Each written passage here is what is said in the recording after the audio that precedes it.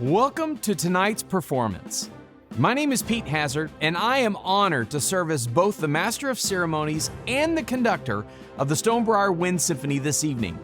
Thank you for choosing to celebrate with us tonight. We begin this evening's concert with 4 pieces that are sure to get us started right. First, we begin with a piece by the newly appointed conductor of the U.S. Marine Band, Ryan Nowlin, entitled Let Freedom Ring. This is a rousing fanfare based on the tune My Country 'Tis of Thee that sets the mood for this evening's concert. Get ready, it's exciting. Then, we ask that you please stand for a unique presentation of the Star-Spangled Banner written for this evening's performance. Let me share just a bit about the arrangement with you. In August of 2023, I was approached by the directors of the Lawler Symphony Orchestra to compose an arrangement of the Star-Spangled Banner to open their TMEA Honor Orchestra performance, which took place this last February. I wanted to do something to tell their story. Many of these students began their musical journey behind a keyboard on a screen as a result of the COVID-19 pandemic. Their journey began in a less than ideal educational environment. Many were left with the question, will anything really ever be back to normal again? You know, in most musical interpretations, the opening phrase of our national anthem begins as a rousing statement. But think closely about the words for a moment. Oh, say, can you see by the dawn's early light? It isn't a statement. It too is a question. Therefore, I wanted to create a musical portrait that focused on answering that within the compositional structure of the piece. After an initial musical question presented in the harp, the first melodic presentation feels off from what you would normally expect. It's presented in 4/4 time and in a minor mode. It's almost as if the music is asking, will anything ever really be back to normal? Will we be able to see through the fog of fear caused by the pandemic to a more hopeful early light of dawn? As the piece progresses, it gradually moves from question to answer. A harmonic journey that moves us from minor to major eventually leads to a triumphant final statement presented by the entire ensemble where they answer that initial question finally together in one accord. Oh, say, does that star-spangled banner yet wave? Or the land of the free and the home of the brave. Yes, everything will indeed be okay because our God is awesome and has everything under His control. We hope that this fresh rendition can and will be a moment of reflection for all of us. Finally, we will follow up with 2 pieces of Americana designed to celebrate together the truth that answered that question. Sousa's Glory of the Yankee Navy March and Morton Gould's variations on Yankee Doodle. Both will take us back to a time gone by, kicking off tonight's celebration. So it is with great joy and anticipation that we begin our evening of music together. Now, ladies and gentlemen, I invite you to sit back and enjoy the sights and sounds of the Stonebriar Wind Symphony.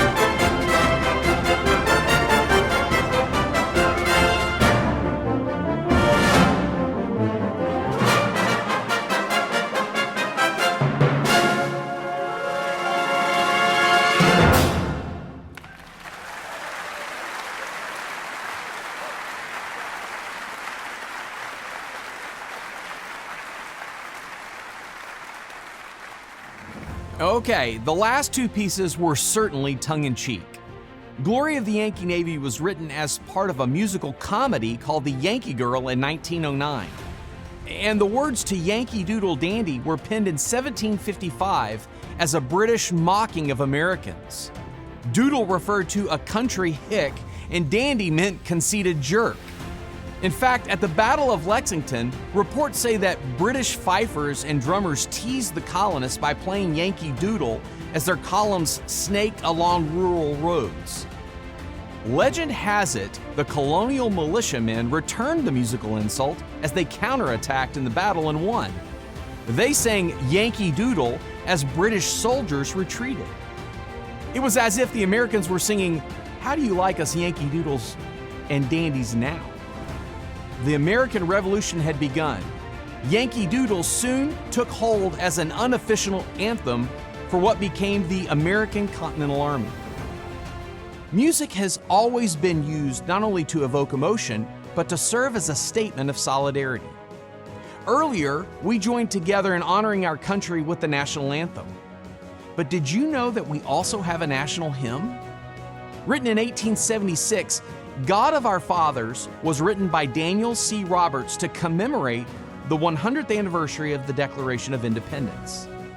He based the words on Psalm 46:1, which says, "God is our refuge and strength, a very present help in trouble." Tonight, under the baton of guest conductor Marshall Mixon, the Stonebriar Wind Symphony will premiere John Dill's beautiful new arrangement of this glorious hymn tune, which serves as a statement of solidarity of all believers in the provision and providence of God upon this great country. We hope that you enjoy God of Our Fathers.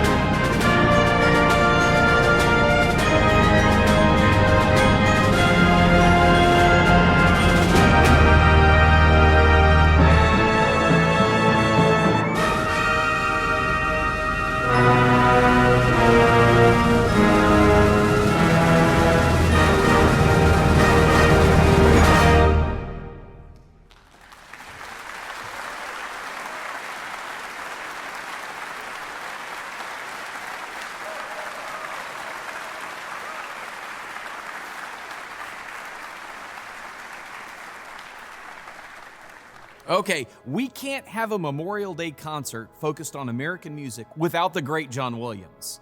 And tonight, we begin with one of my favorites, Summon the Heroes. In 1996, Williams was asked to write yet another theme for the Olympic Games. The piece is divided into 5 distinct parts: fanfare, prologue, flags, contest, and parade. Complex harmonies reminiscent of his experience as a jazz pianist, mixed with challenging rhythmic gestures that harken back to American composers such as Bernstein and Copland, make this piece a national treasure. And while it's true that this piece was written about athletic conquest, I think it serves even more appropriately as our title track for this evening's concert. We are able to come together this evening to celebrate everything that is good about our country because of the heroes that have served and who currently serve in these United States of America. Those in our armed forces, those who serve as first responders, those in the healthcare industry and on the front lines of education, all who make this country great by placing the needs and safety of others above their own. That is what makes America great. So tonight, let's honor and thank the many people that make our country what it is. After Williams' great work, Marshall Mixon will again lead the Stonebriar Wind Symphony as we present the Armed Forces Salute. If you are or have been a member of the Armed Forces, we would ask that you stand during your branch's melody so that we may honor and recognize you for the sacrifices you and your family have made on our behalf. And tonight, we want to ask you to join us in singing along. Don't worry, I'll be here to help us along. Now, let's summon the heroes together.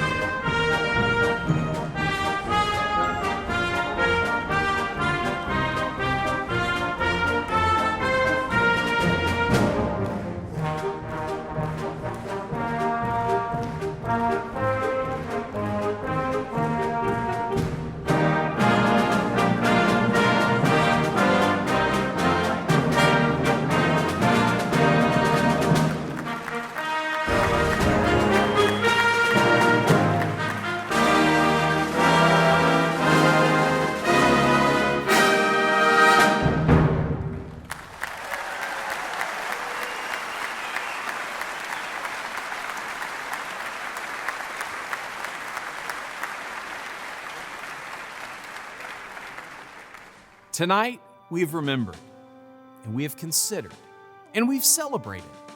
Now let's have some more fun. If you were with us for last year's concert, I shared that as the guy with the baton, sometimes I just go a little rogue and do what I want to do. And that's what the next 4 pieces are all about. Now, I know I'm a music guy, but I truly believe that moments of insight, pride, elevation, and connection are solidified with music. In fact, this experience, when music brings back memories of people, places, and things, is known by psychologists as music-evoked autobiographical memory. So it's not just in your head, or maybe it is, because music helps us remember things that are important to us. That's why events like tonight are so meaningful. We are using music to help us remember who we are as a nation, the ideals we hold dear, and a hope for tomorrow. You know, some of my most fond memories as a kid revolved around movies and music. Growing up as a trumpet player, I loved playing with my friends. There was just a sense of community that surrounded making music together. And I loved music written specifically to show off the virtuosity of the trumpet. Tonight, we feature our fabulous trumpet section on Leroy Anderson's Bugler's Holiday. Written in 1954, Anderson wrote an incredible piece of band literature that was designed to have soloists imitate the sound of the bugle while displaying their abilities with double-tongue articulations, bell tone effects, and outstanding ensemble balance. Tonight, we feature Jason Webb, Brian Light, and John Timpany, along with 2 senior trumpet players, Cameron and Jackson, on this fast and furious exhibition of excellence. Ladies and gentlemen, we present Leroy Anderson's Bugler's Holiday.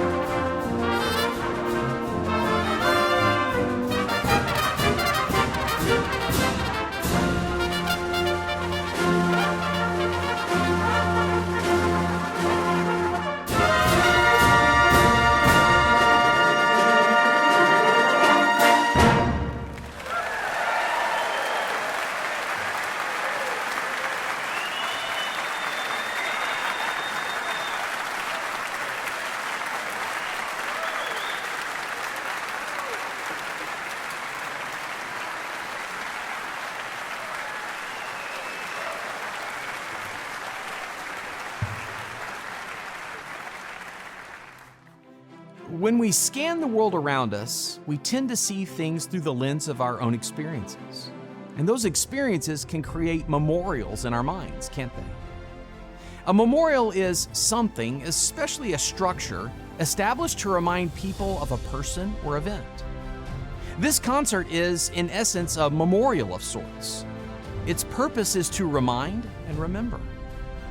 Just like music, I think movies evoke memories as well. And depending on when you grew up, certain movies really come to mind. So again, as the guy with the baton, I want to share 3 of my favorites with you. First is the title theme from the 1985 Western Silverado, nominated for an Oscar at the Academy Awards that same year. It opens with the coolest martial and majestic horn fanfare ever. Listen for the trombones that signal the closing section of the piece, following a beautiful middle section full of gorgeous solos. At the end, the original melody comes back as part of a brass choir with woodwinds and keyboard percussion that drive the energy all the way to the end. It's what I call a barn burner.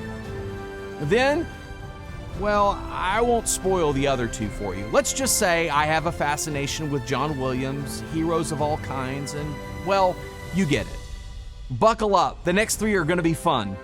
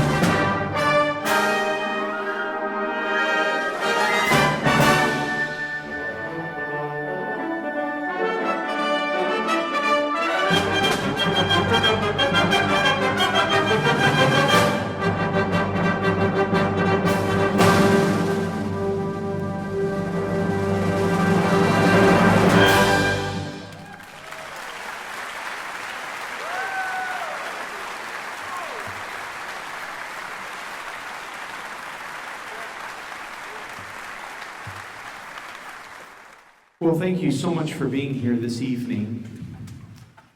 We love getting to do this concert, and on the outset of what we're going to talk about this evening, as we head into the final part of the concert and start to land the plane just a little bit, I have a little bit of an admission I need to make, and I feel like maybe church is the best place to come clean on this. I have something I'm slightly addicted to, and it's going to sound a little bit weird, but I love the smell of diesel fuel. It's something I've had a fascination with for a long period of time, and you might ask yourself, what does that have to do with anything tonight? You see, when I smell diesel fuel, I'm taken all the way back to the early 90s when I was in high school. And I was wearing Bugle Boy jeans and Swatch watches. And if any of you are 90s children, you remember those Zodiac leather shoes that smell terrible? I had those as well. And it takes me all the way back to when I was in high school marching band. You know, we would spend all of this time preparing and going to rehearsals, and some of my most fond memories as a high school student revolved around being in the marching band in that time right in the parking lot right before we would step out onto the field. And then fast forward a few years later, I'm in college at Howard Payne University, and I'm touring in a jazz ensemble called Jubilation Brass, and we would travel during the summers for 7 to 8 weeks on a bus. And so when I smell diesel fuel, it reminds me of college and the great times we had on the road, and honestly, where I met my wife. Or the 17 years that I spent in the classroom before I moved into administration in Frisco, where my favorite memories as a teacher were the 2 minutes where I'm talking to my students, again, in the parking lot right before we stepped out onto the field, or the couple of minutes right after they came off of the field where we would kind of evaluate the performance. There's this sense of unity that happens right then that you just can't replicate another way. I think it's interesting how God creates us, where there are certain things that trigger memories that all of a sudden will just come back to us. Sometimes it's maybe a weird smell like diesel fuel, or maybe it's a piece of music. I often wonder, my son is graduating from high school, he was a basketball player, and I wonder if the smell of old gym shoes is ever going to trigger good memories. We'll see. Speaking of my son, we started a tradition several years ago where we would get together on Sunday evenings and study God's Word. For me, it was a response to not feeling like I was really doing my job as a father in our family, of spending time and mentoring in a spiritual way the way that I needed to, and I didn't know what I was doing. So we would just get together on Sunday afternoons, and we would go to a coffee shop, he would get bubble tea, and we would go through Pastor Chuck's Bible study method of observation, interpretation, correlation, and application. We did that for several years, and it was a wonderful time. But when he hit his freshman year in high school, we decided to expand the group just a little bit. We started inviting some of his friends, and we started with a couple of them, and over the course of the last 4 years, it's grown to a group of 6 young men, all of which are playing in the group this evening. Yeah. And it was a special time every Sunday. And what we've been doing over the course of the last year is kind of what Pastor Chuck talked about this morning, so thanks for stealing my thunder. I have to make something else up now. Not really. We've been studying the letters of Paul. We spent the fall semester talking about the book of Ephesians, and then we spent the beginning part of the spring semester talking about Galatians, and we just finished Colossians yesterday. So the reason I share this with you is because I wanted to share some things to kind of wrap up our year with the guys. And I thought you might like to hear some of it. You know, what's interesting to me about the letters that Paul shared with us is it's extremely applicable to where we live in this day and age. Now, what's interesting is we'll talk to some people that will sometimes say, this is just an old book. It doesn't have any application here. Really?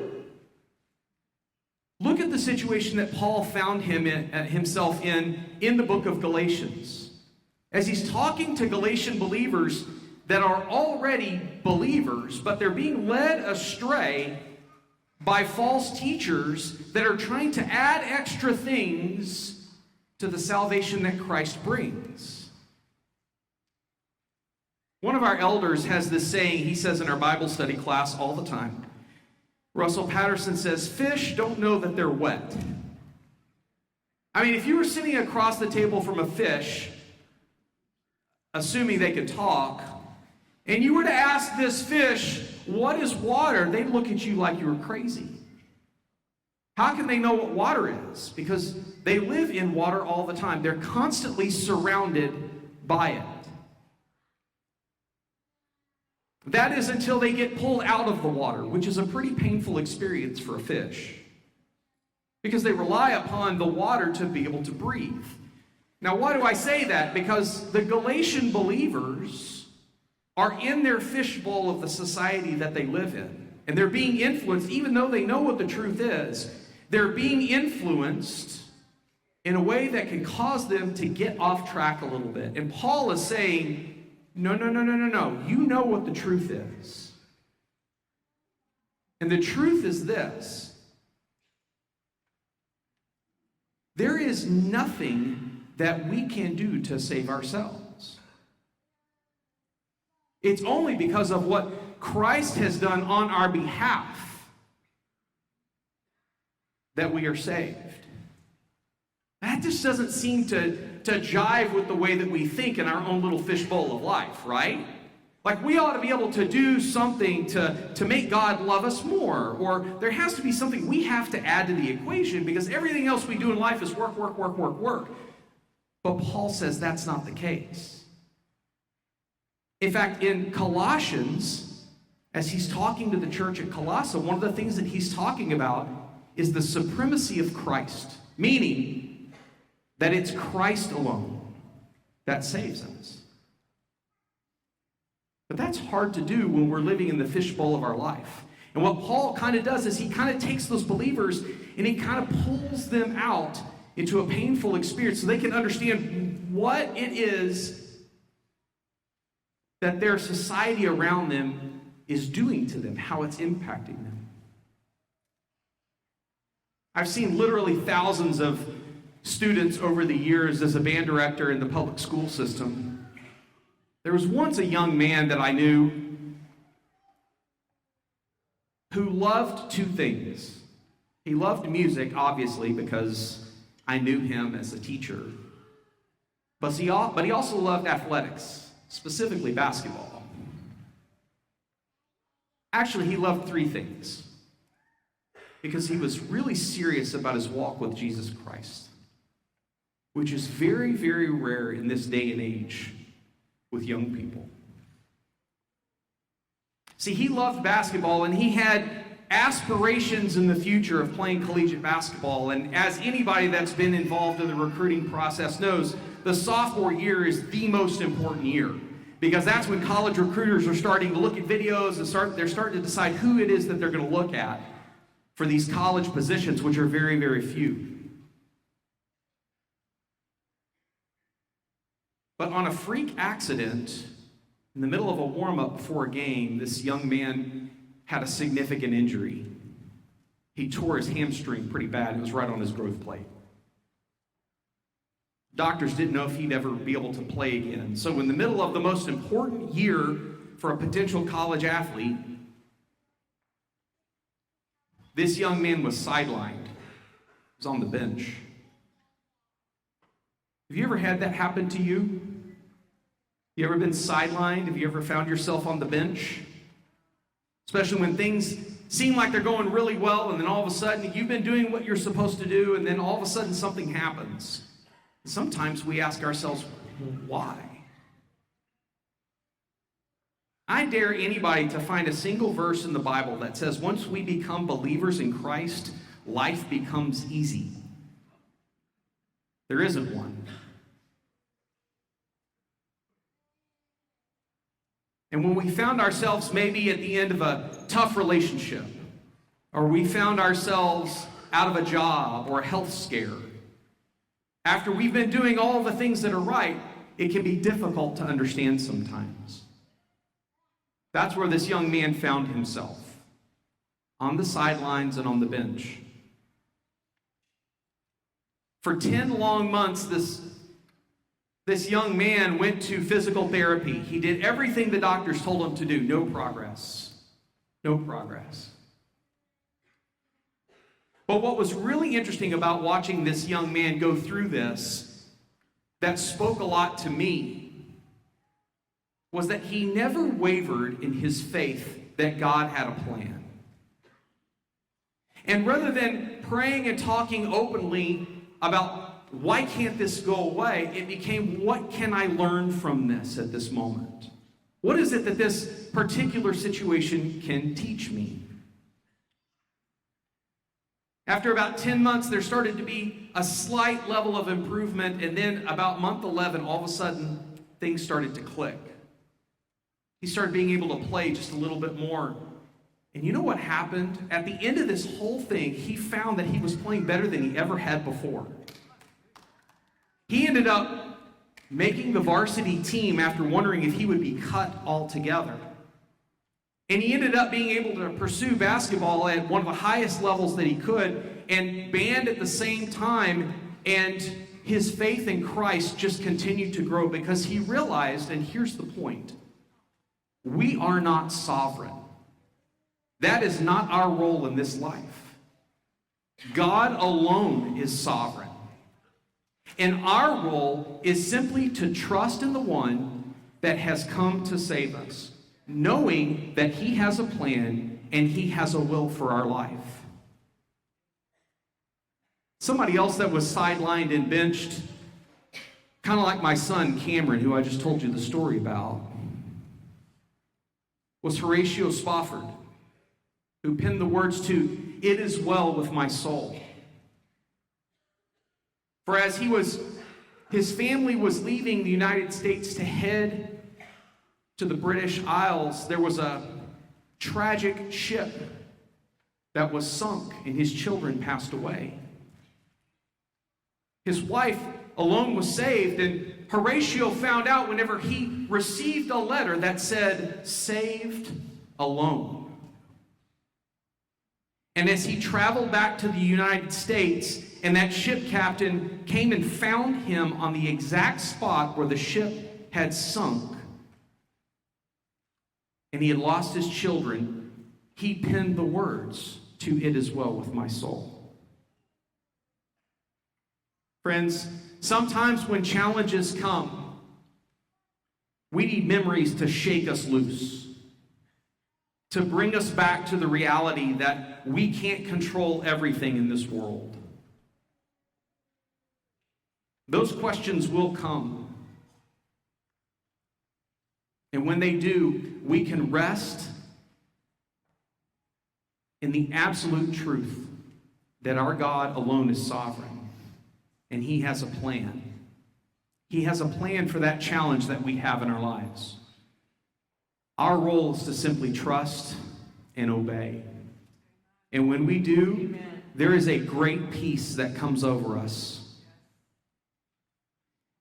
What I want you to do is to grab the hymnal that you have in front of you, and I'd like for you to find the hymn, "It Is Well With My Soul." This arrangement that we're about to play was something that I wrote for the Wind Symphony that is specifically designed to ask a question: is everything really going to be okay?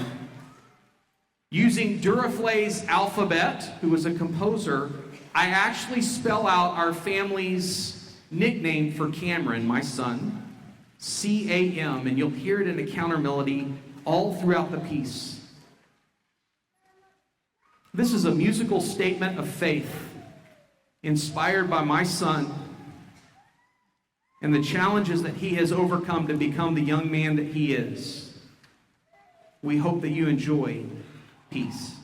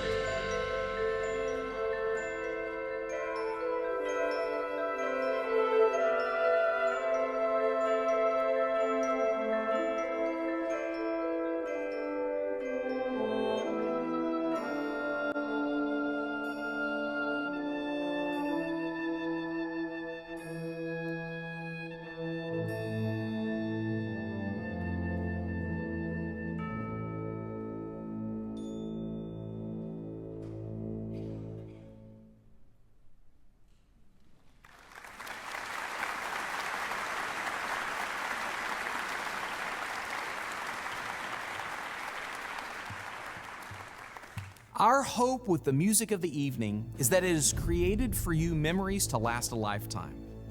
We've remembered our great country, what it stands for, its ideals, its heroes. In fact, we summoned, recognized, and appreciated them with great enthusiasm. And we've enjoyed music designed to evoke, well, joy. In 1785, the German poet Schiller wrote his Ode to Joy while staying for the summer in Leipzig. The opening line of the poem is one of my favorites. Joy, thou shining spark of God. Joy is independent of circumstances. It's an inner spark that remains steadfast amid challenges. In Galatians, Paul labels it as one of the fruits of the Spirit, maintained because of a bright hope for tomorrow. And where does that bright light of hope come from? From God Himself. He alone is sovereign and in control. And that, my friends, is something we can take to the bank. Beethoven used Schiller's poem as the muse for his final movement of the Ninth Symphony. My friend Timothy Marr used Beethoven's melody as his inspiration for Fantasia in G. This piece is a joyful celebration for winds and percussion, written in 1983 based on the opening line of Schiller's poem and Beethoven's melody. And I can't think of a better piece of music that encapsulates the memorial we have created together tonight. As you listen to this brilliant composition, remember our joy amid challenges and struggles comes from that bright spark that is our awesome God. We hope you enjoy it. And afterwards, we have an extra musical surprise for you, so stay tuned. Following the performance this evening, we have some special treats for you as you leave the sanctuary and as we continue the celebration together. Outside, we will have all kinds of ice cream and refreshments served for your enjoyment. Please stick around with your family and enjoy a time of fun and fellowship in the parking lot. Our musicians also want to meet and talk with each one of you following the concert tonight. Let's continue celebrating together. And now, the Stonebriar Wind Symphony will conclude tonight's concert with my friend Timothy Marr's wonderful piece, Fantasia in G.